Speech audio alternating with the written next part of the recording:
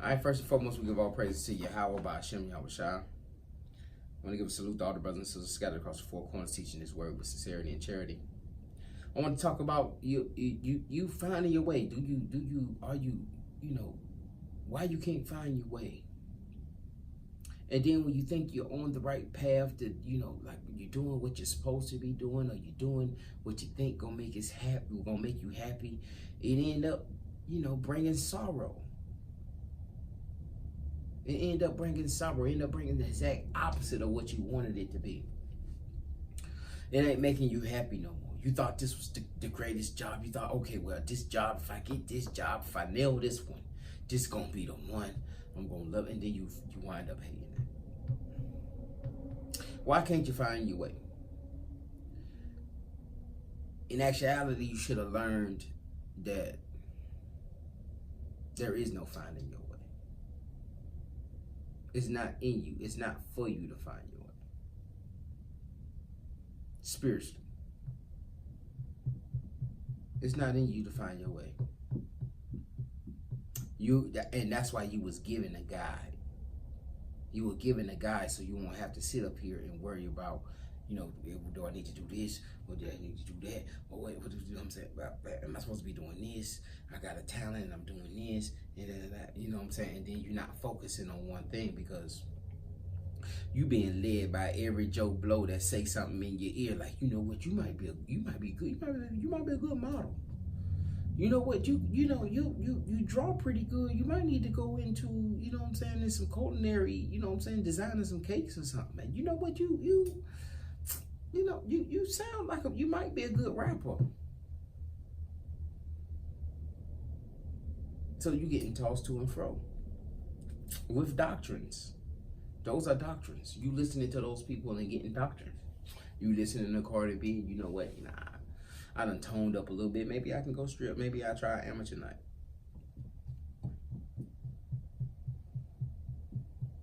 This is your guide, rather than letting this be your guide. But let me show you something about this. Jeremiah chapter 10, verse 23. Oh Lord, I know that the way of man is not in himself. It is not in man that walketh to direct his steps. It's not in you to know your way. It's not in you to direct your steps. And I know that's what the world tells you. You know what I'm saying? You need to have some goals, and you need to be doing this, and you need to, but you need to be working towards your job. And that ain't the end of it, man. That's why people get rich and they just jump off bridges and they just kill themselves, man. That's why Dwayne Wade sitting up here, man, I don't know what I'm, what I'm saying? I know I said that in the last video, but that's just really bothering me, man. But yeah, it's not in you to know your own way or to direct your steps. Let me give you a couple more precepts on that. Proverbs chapter 20. Verse 24.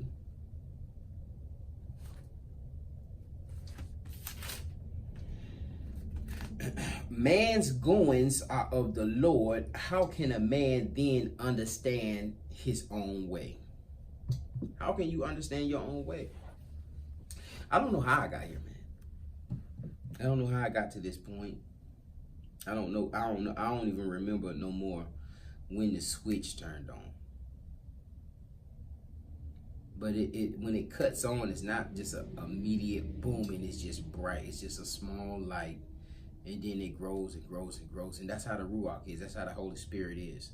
It's a small light, and then it grows and grows and grows. The more you feed it, the more you're obedient to it. The more you listen to it, the louder and the brighter that it will get. But the more you disobedient to it and you don't listen, the more it'll leave and it'll go on back to the Most High.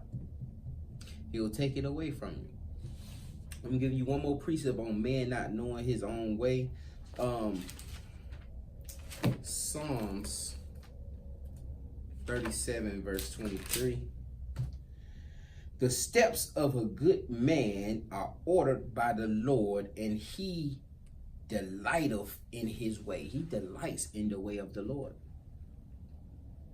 His steps are ordered by the Lord. And then understand, you can't skip steps. If the Most High is ordering the steps, you can't skip them.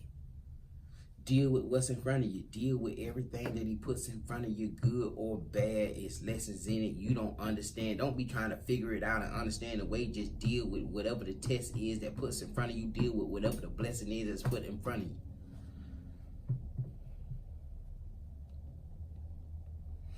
All right, we'll deal with the guide, because the Most High said he was going to leave us a guide.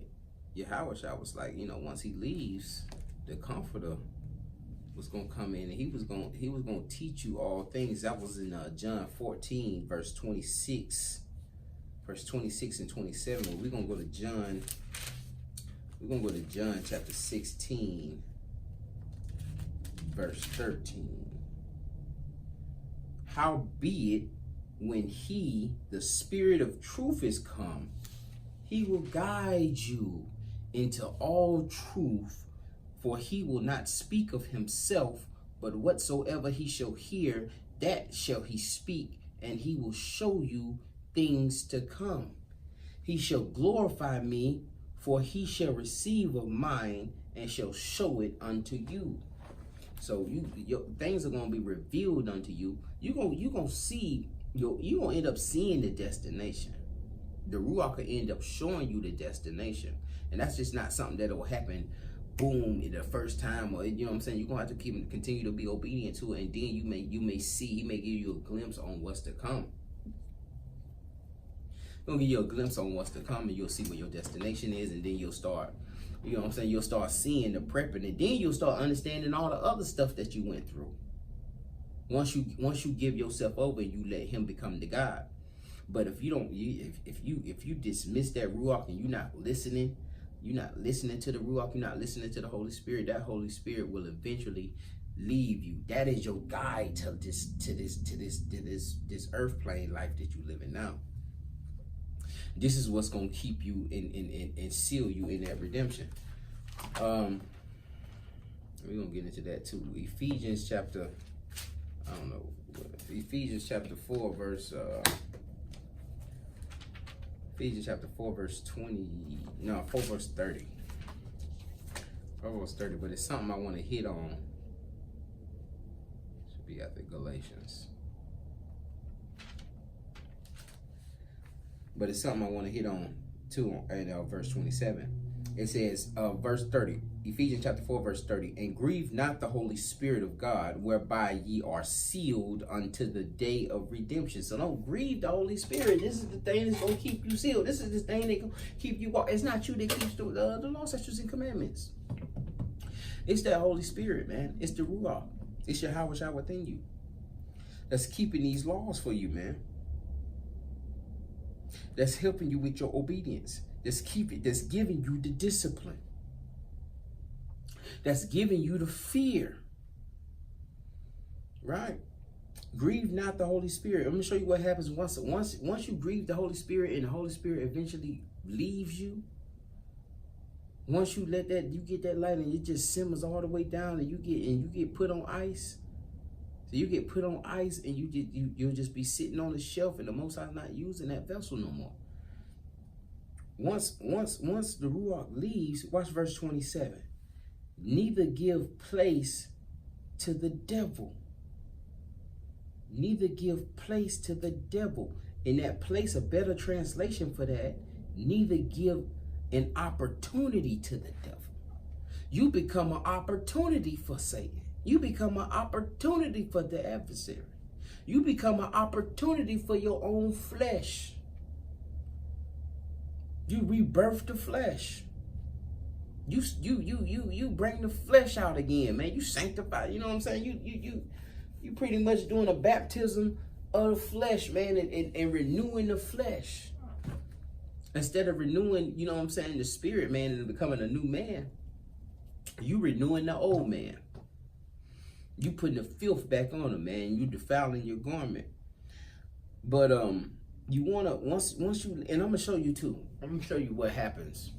And this is just, you know what I'm saying, with you can use this with anything. If you robbing banks, the first time you robbed the bank, it was probably kind of hard to rob the bank the first time. You probably had a little nerves, but eventually You get, you know what I'm saying, the nerves are gone. You stop getting nervous, your signals stop going, and that's the Ruach, gone.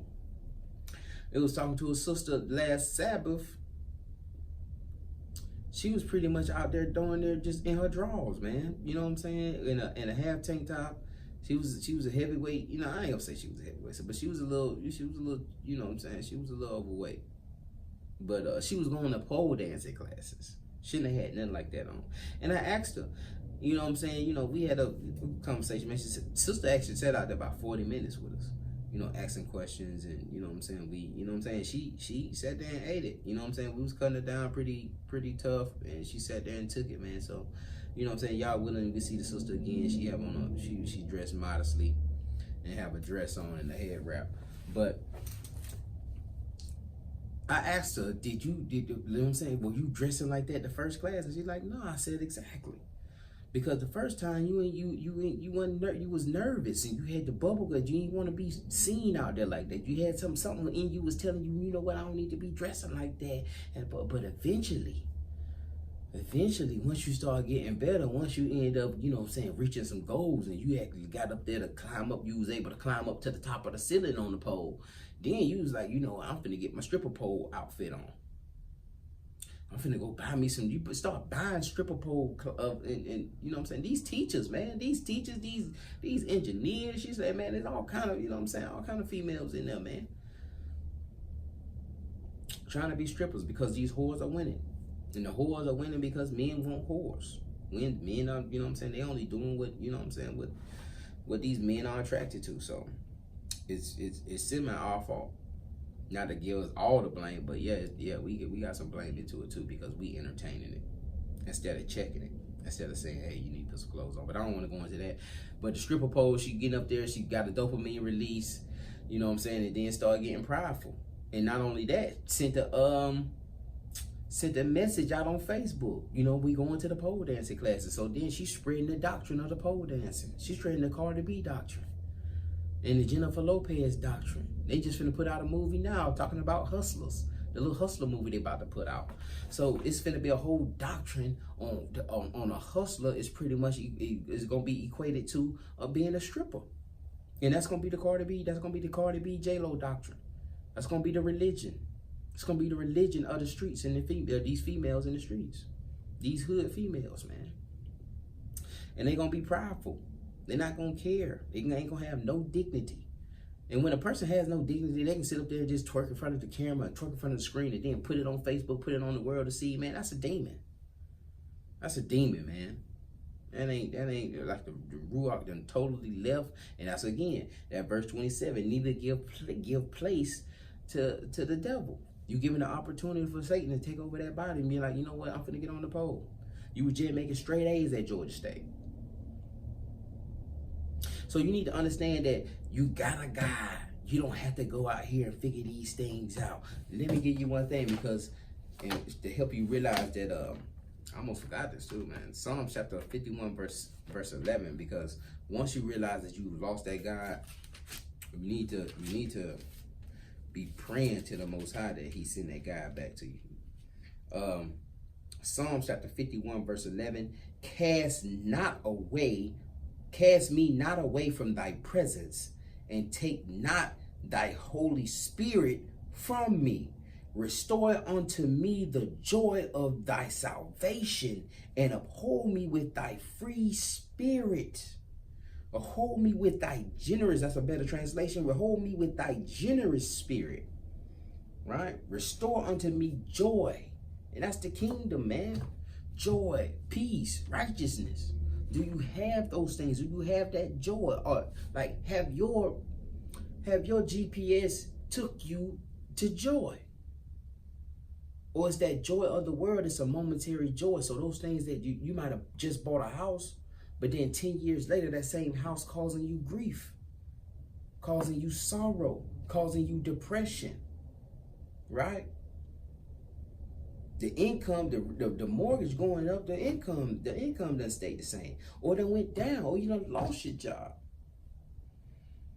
All right, so you just closed on a house, and then 10 years later, that same house that you was so thrilled about Now it's called now you can't afford to get the roof replaced. Now you can't afford to doing, and now the garage is crumbling. And the garage door done got caved. Now you done ran through the garage door and went through the backside. You know what I'm saying? So though that the joy of the world, the peace of the world, those are temporary pieces, those are temporary joys. You want a heavenly joy, you want a kingdom joy, you want a kingdom peace. And that peace, it comes from the Ruach. It comes from the Comforter. That's why it's called the Comforter. But you don't want to lose that spirit again, man. You don't want to lose that spirit. It said, cast me not away from thy presence, and take not your Holy Spirit from me. And I'm gonna give you one more analogy with the GPS. If you using your GPS, that's your guy. You trying to use the world's GPS though. Or instead of you using the word, you trying to use the world GPS. So and that's what's bringing your turmoil. That's what's bringing your depression. That's what's bringing your sorrow. You use the Ruach, and you use the GPS of the Holy Spirit, and it'll guide you. And I ain't finna say, listen. The Ruach, man, the Holy Spirit guided Yahushua, or who the word calls it, Jesus Christ. It guided Jesus. Right after he got baptized, the Spirit guided Jesus into the wilderness to fast for 40 days, 40 nights, and then get tested by the Most High. So that Ruach ain't finna just lead you to paradise. It's gonna take you before it gets you to paradise. It's gonna eventually get you to paradise. That's the end goal. But it just don't go straight to paradise. You're gonna have to go through some trials and some tribulations. That Ruach might take you back this way. It might take you back 10 steps. Right? Because you might have skipped some. Again, a good man's steps are ordered by the Lord, Psalms 37:23. Right? It may take you back 10 steps because you skipped over some steps. You didn't learn some lessons in the steps. And then it's going to try you. You know what I'm saying? Just like the Sirach chapter 2. Anyone who prepares themselves to serve the Lord, prepare for temptation, man. You come into this truth, prepare for temptation. Prepare to be tested. Prepare to be tried by fire. I'm going to baptize you with the Ruach and fire. And that Ruach is going to lead you into the furnace. And that's why a lot of times y'all cut that Ruach off. Y'all cut that GPS of the Ruach off, and you cut back on the GPS of the world. And you say, you know what, I'm going back to school. With that, I'm going to say shalom.